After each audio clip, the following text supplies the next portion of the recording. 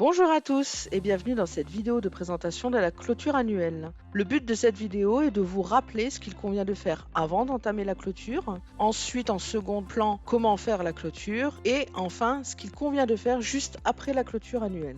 Tout d'abord, nous allons voir les précautions à prendre avant d'effectuer la clôture en tant que telle.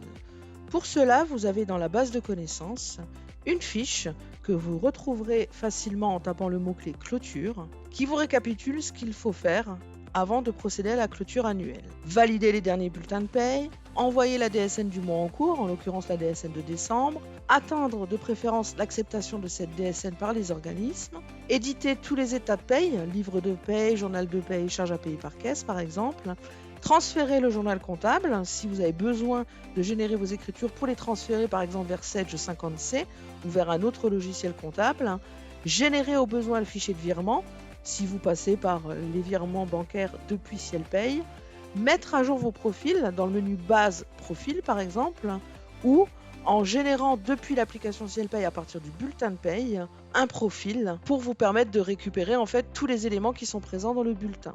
Pourquoi mettre à jour les profils? Ça vous permet de contrôler qu'il n'y ait pas des cotisations obsolètes ou qu'il ne vous manque pas des cotisations afin de redémarrer l'année 2023 en l'occurrence de manière tout à fait correcte. Ensuite, il convient d'affecter vos profils à vos salariés si ce n'est pas encore fait. En allant dans la fiche salarié, vous sélectionnez le profil adéquat. Faire une sauvegarde de vos données, même si on verra que le logiciel au moment de la clôture vous propose automatiquement, il est préférable quand même d'en faire une par précaution. Et enfin, effectuer la clôture annuelle. Pour réaliser la clôture annuelle, une fois que vous avez fait toutes les opérations citées précédemment, il suffit d'aller dans Traitement, ensuite dans Clôture annuelle, que vous avez à ce niveau-là. Donc là, il vous fait un petit récapitulatif par rapport au profil. Vous dites oui.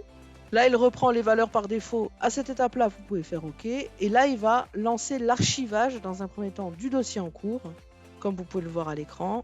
Voilà, il procède à l'archivage du dossier pour vous permettre de pouvoir le consulter si vous avez besoin de sortir de nouveau des éditions, des bulletins ou de consulter tout simplement les données.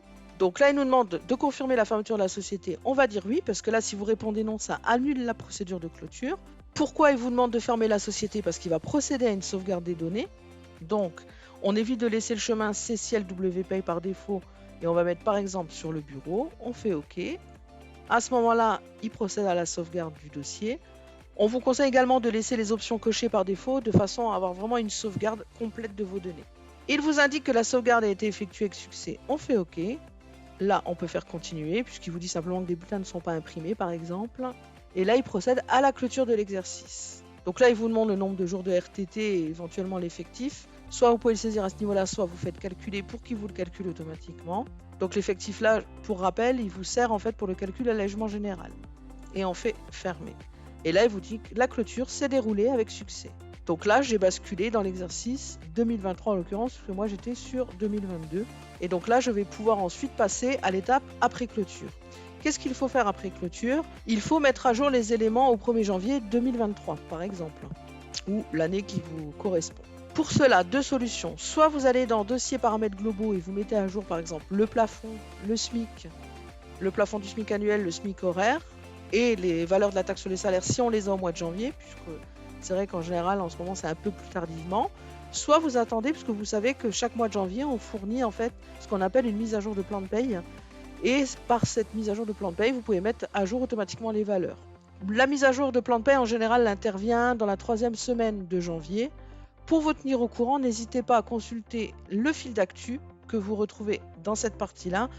En général, quand il y a une version qui sort, comme par exemple les nouveautés légales version 2, on l'indique dans le fil d'actualité. Donc n'hésitez pas à vous tenir au courant, puisqu'on essaye de passer un maximum de messages via ce fil d'actualité. Une fois que vous avez fait ça, vous allez pouvoir procéder à la création de vos bulletins.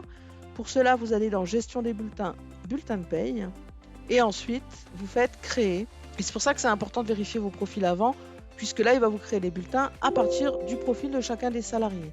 Donc là, je mets bien janvier. Je vérifie que c'est bien janvier. Là, c'est parce que je suis en novembre, donc forcément, il me propose novembre. Et après, donc, je sélectionne mes salariés, je crée les bulletins comme vous avez l'habitude de le faire.